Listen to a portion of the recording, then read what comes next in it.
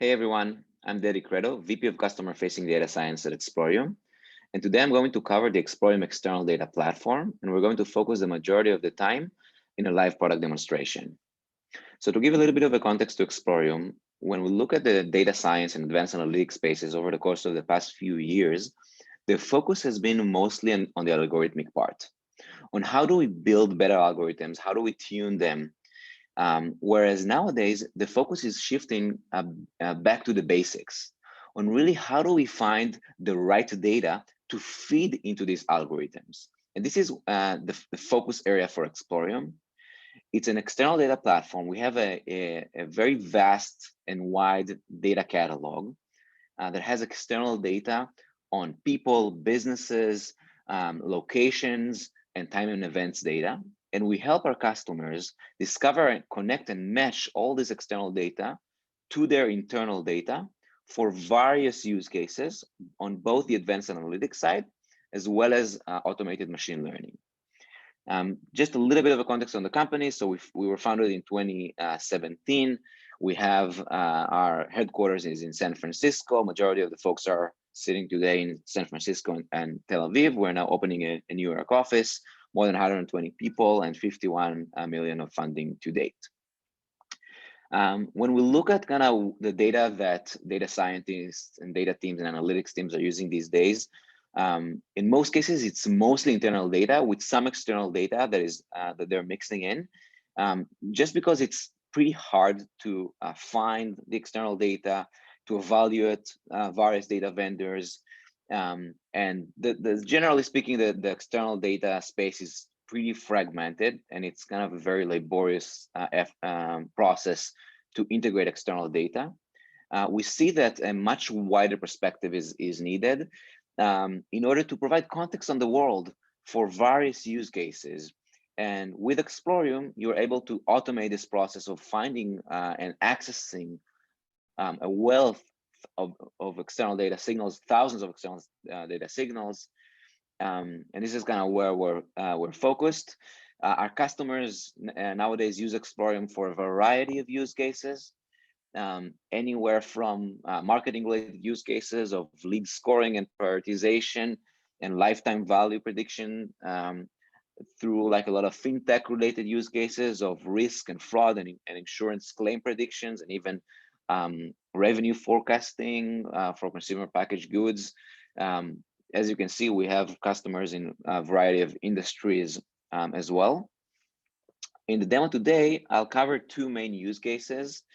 One is kind of a pure enrichment use case for kind of an analytics team that we're going to look at how do we prioritize SMB leads, leveraging external data. And the second one is more around machine learning, which is around credit risk for small businesses. Again, both of these use cases are focused on SMBs in terms of kind of the domain, but it's important to highlight that our customers leverage Explorium across both SMBs and consumers. And as I mentioned, locations, time and events data, so a variety of kind of attributes and use cases. So without further ado, I'm going to switch to the Explorium platform. And I'm going to start by creating a new project. Now, for this use case, imagine that I'm an analyst in a marketing team of a large consumer packaged goods company, and I have a task of prioritizing leads for my field sales team.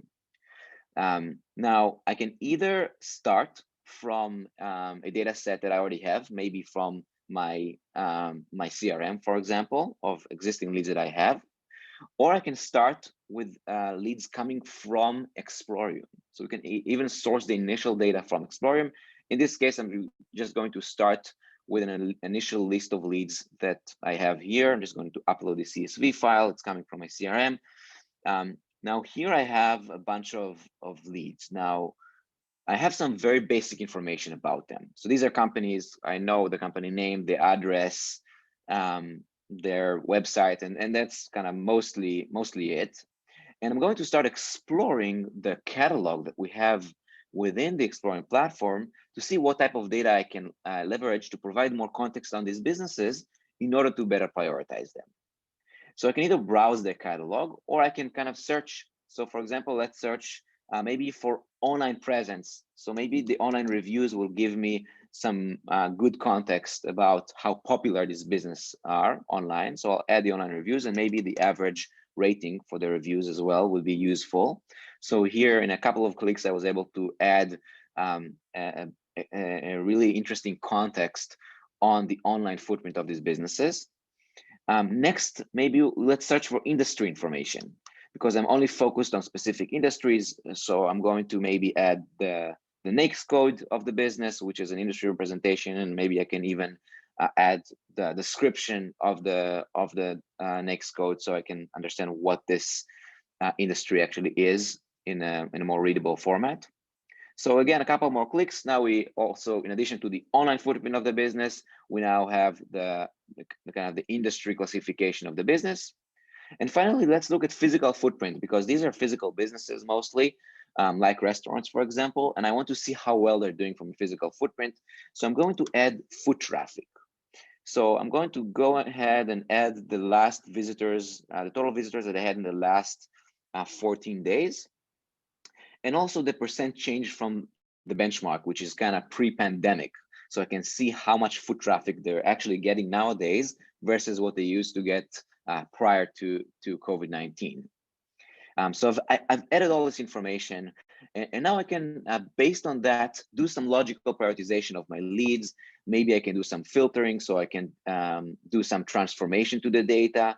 Maybe I'll say I only want to focus on leads that have at least, I don't know, 30% of the foot traffic that they used to get prior to the pandemic, and maybe I can filter on specific industries or specific number of ratings or reviews. You get the point. I can do all these kind of transformation actions on my data in addition to the enrichments. And now all these actions that were performed are now saved in this flow of actions, this recipe of actions that I did to the data. And now we can completely automate this process end to end. So I can basically set a schedule to this, and I say, okay, pull this from my CRM at a certain set schedule, enrich the data, do the filtering and prioritization and transformation actions, and then put the output, I don't know, in my Snowflake or my BigQuery or my Amazon account, and I can pick it up from there. And then my field sales team can leverage this data to prioritize sales activities. So that was kind of a very quick overview of how we can get an internal data set or even source initial data from Explorium quickly, browse the Explorium catalog, search for data, enrich the data, and then consume it on an ongoing basis for any advanced analytics or BI use case. The second use case, we're going to shift gears now, and I'm going to switch to the Explorium ML engine. For this use case, we're going to use a B2B credit risk example. So I'm going to go ahead and create a new project in the ML engine. And this is kind of a classical credit risk example. I have here a historical data set where each line represents a small business that has been given a loan. So this is a representation of an internal data, for example, of maybe a financial institution or an online lender. So we have, again, each row represents a small business. There's basic information about this business, like the name of the business, email address of the business owner, some location information, like the address or latitude, longitude, or maybe some credit type data. And then eventually for each business, we know whether or not they have defaulted on their loan, and that's a default loan column. So this is the target that we're going to try to predict. And this is kind of a classical example of a classification model for a machine learning use case. So I'm going to select this default loan column as a target variable that we're trying to predict. And we're going to start running the Explorium platform on this data in order to generate a model that, given kind of a new business, will be able to predict the likelihood of that business of defaulting on a loan. Now, if we were to think about this problem together, we can think about additional sources that if we had here, maybe we can better predict the outcome.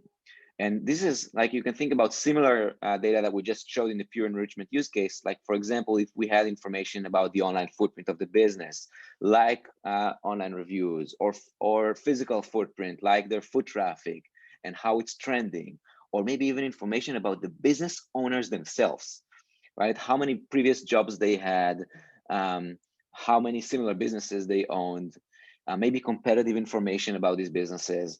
All this information can help us potentially create a better, more accurate, more robust model for predicting the likelihood of businesses defaulting on a loan. So what you actually are seeing live in front of you right now is the Explorium platform taking this very limited data set that I loaded into here as my internal data. It's trying to merge it with a wealth of external sources that are in the Explorium catalog, literally thousands of potential external signals that are being explored. We can already see 86 data sources, so including the internal data. So 85 external sources that were added to the internal data that I just initially loaded. And then we can see in the center 3,452 signals that were extracted from these sources. These are all relevant signals. And I'm saying relevant because they're all scored and ranked against a specific target. So we can see that they actually have predictive power in their ability to predict the likelihood of small businesses, in this case, defaulting on their loans. And what is happening kind of as part of this process is an automated feature engineering process that the platform is taking those external sources and it's trying out lots of ideas for features. Some of them can be like running sentiment analysis on text. So you can see the sentiment of the reviews. And we can see that the more positive the sentiment is to the right, the lower the likelihood of these businesses defaulting on a loan, which is the line that we're seeing here. We can see the foot traffic trend, or sometimes we have these unknown unknowns, like this variance between the domain creation date minus the domain expiry date, which is really interesting because when I first saw this, I didn't really understand what it actually means. But when I kind of drilled into it, I realized that it means something about the business, and the platform took the website of the business, found when it was registered, when it registered the domain until when, and then the feature engineering logic created this variance between them, and found that as a very relevant feature. Because again, company that bought a domain for 10 years, it probably means something about them, and they're more serious than a company that bought it for a year. So all these features get kind of scored and sorted against the target. Then the top ones are being selected. So you can see here the top 200 features were selected, and then machine learning models are then ran on top of these top selected features. So you can see different kinds of models with different parameters. The idea here is to kind of get to the most robust and predictive model. And once that process has been completed end to end, we can now take that model and use it on an ongoing basis.